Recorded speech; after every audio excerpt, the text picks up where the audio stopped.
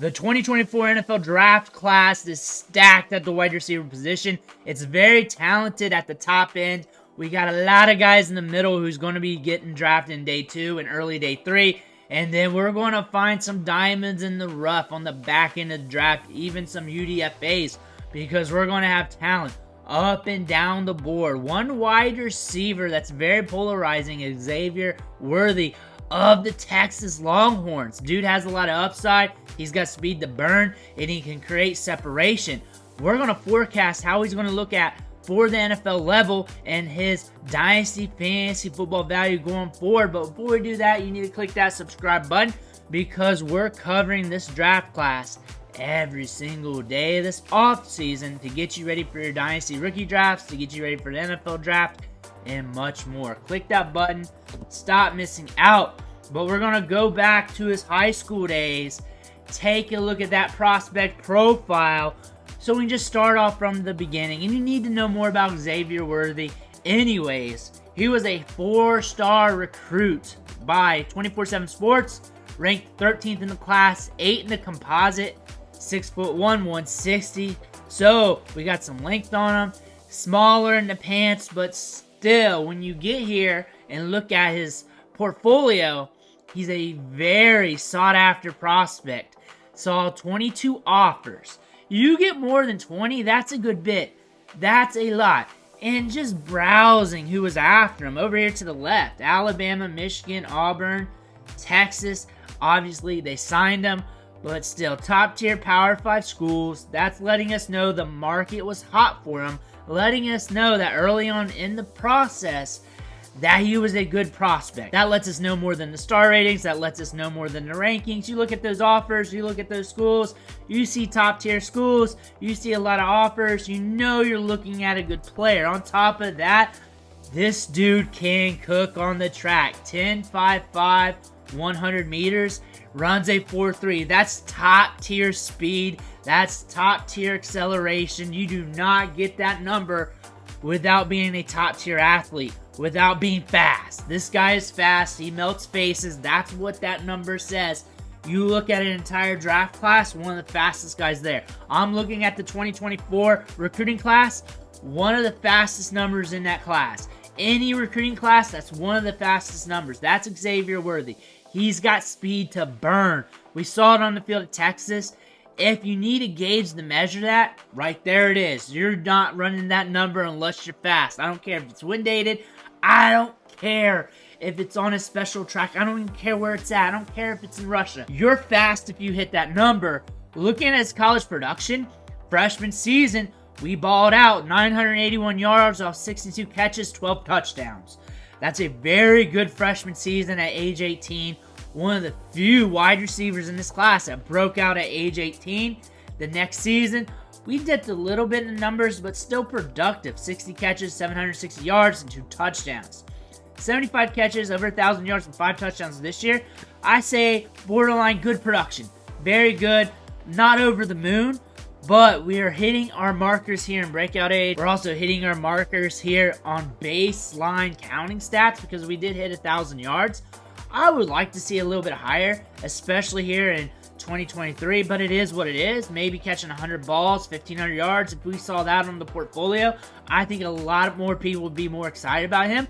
But there are numbers to be excited about. He can be dominant against good competition. Against Oklahoma, his most productive game there, catching 9 balls, 261 yards, and 2 touchdowns. Against Kansas, 152, TCU, 137. You look down the list. This is all his games with 50 yards or more receiving. We have a longer list compared to some of the other top flight wide receivers that we looked at in the series so far. It's only been like 3 or 4, but still, this guy can really put the clamp on things because he has tremendous upside, mainly due to that speed, his ability to create separation, and his yards after the catch ability. He's a home run threat on any given play. That's what we like about him. That's what I like to see. We're seeing him ball out against Alabama. We have 2 games here. One with 75 yards and one of 97 yards. Other games of note against Washington, 84 yards. Against Texas Tech, he had a 50 spot. Against West Virginia, 119. Baylor, 115. And Oklahoma, again, 108. So, again, against good competition, He's balling out. He's getting targets. He's creating yardage. And then you look at him from a market share perspective here, and the dude produced. When you look at these numbers, it tells you that he's able to transition from the high school level to the college level instantly and continue to be dominant, continue to own a large market share of the passing production for Texas. That is also an indicator that he can transition from the college game to the NFL game rather quickly because he's already done it before. We did not have a long span of him to ramp up to be productive. He was productive off the rip there at Texas. And the reason why, you can tell that story to yourself, is he was productive with that speed and ability to create separation, his ability to get yards after the catch, his ability to be a deep threat. They have to soften the coverage against him because you do not want to get burnt by this guy because he's dangerous. They knew he was dangerous coming out of high school, and they were scared of that, and that allowed him to pump up them yards early in his career, and you saw it on tape instantly. Yards per team pass attempt, another metric I like to look at. Studley at age 18, first year of his career, and then we held it. That's a good indicator. Those are good numbers. I like that early breakout age in that as well. Typically, if you got a good market share at age 18 or early on, you got a good yards per team pass attempt. We're pushing 3 early in his career, which is a good sign to look at here. Xavier Worthy has some upside, and you definitely see that in his ADOT in 2022, 17.6 ADOT, 10.3 last year, 13.7 on his career, 2.14 yards per route ran, 2.21 on his career. A little bit lighter in the yards per route ran perspective here. I would like it to be more like 2.5 to 3 or more. That would get me more enticed. The yak, for how fast he is, I would like that number to be up there a bit. Again, he was playing against stay coverage more softer coverage. You're not playing tight against him anyways, from what we saw on tape. And the yak per ADOT here, the ADOT's a little deeper. He's seeing deeper targets. So when you're seeing deeper targets, the odds of you having a higher ADOT diminishes a little bit. Also, when you look at him on the tape, you know he can push yards after the catch. So the yards after the catch per reception, you know what, you want it to be a little higher, but when you watch him on tape, you can see that increasing at the next level, especially in the right situation, especially in terms in the NFL level where he's going to be dealing with different types of coverages because we're not playing in the Big 12 where things are a little bit softer, where you can get downfield, where you're just going to let him have them out routes, them speed routes. He's going to see different stuff. That's going to give him more opportunities to get that yak. That being said, looking at his downfield targets last year, we saw 9 deep targets to the left and 5 down the middle, not any on the right side of 20 yards or more. He graded well over the middle from 10 to 20 yards with a 92 grade. Also graded well from 10 to 20 yards to the right with an 87.5. But we're grading well from 0 to 10 yards to the right side. That left side, it's a small sample. That's going to impact your numbers. Again, small samples on the sides. They're pushing him a lot down the middle here, especially from 0 yards behind the line of scrimmage and from 0 yards to 10 yards. He's getting a lot of shorter targets. That was impacting his ADOT, considering he had an ADOT of 10 some on his final year there. You're kind of seeing why they're not pushing him as deep, but still, he can ball out. The grades are saying that from a certain perspective there.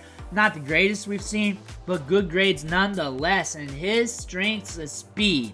He is a fast wide receiver. He's a speed out king. He can get out there. He's dangerous in the open field. He's dangerous after the catch.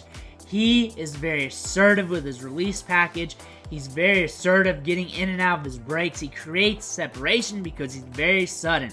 He's a very sudden wide receiver that can break down that route very quickly while running fast. He does not drop much in speed, and he can accelerate back to top end speed very quickly. His big weaknesses is the catch strength, especially at the catch point. You can get into his basket. You can be disruptive there. One thing I do notice is I would like to see him sell routes more, sell them more often. He can get open on that speed route almost instantly, but at the NFL level, he's going to be seeing tighter coverages. He's going to have to sell more. He can do it. I know he can. I know he has that upside, but on tape, I want to see that more. Operated against softer coverages in college, We're going to see different portfolios of coverages at the NFL level. I want to see what that looks like. I want to see him against top-tier competition consistently. He's also got a thin frame. That also plays into the contested catch ability there.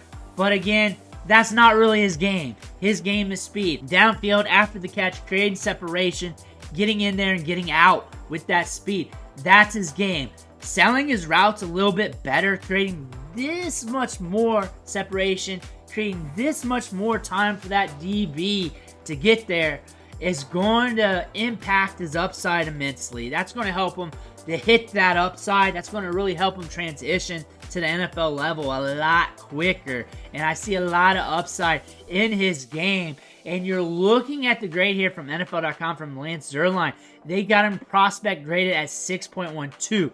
Good backup with the potential to develop into a starter. What I see out of him is a guy that you're having on the field pretty early in his career, stretching the field, running wind sprints, running a lot of routes, using that speed, and then you're letting him develop, you're letting him fine-tune, you're letting him acclimate to the NFL game, and then eventually he's one of those guys. He's also got him comped to Darnell Mooney. Darnell Mooney, when you look at his prospect portfolio coming out for the NFL level, coming out of college, he had some upside there. Very nuanced route runner. Xavier Worthy can break off routes. Xavier Worthy can create separation. He is a very good route runner. I look for him to be productive early in his career, year 1, year 2-ish, somewhere around there, somewhere in that line of fire.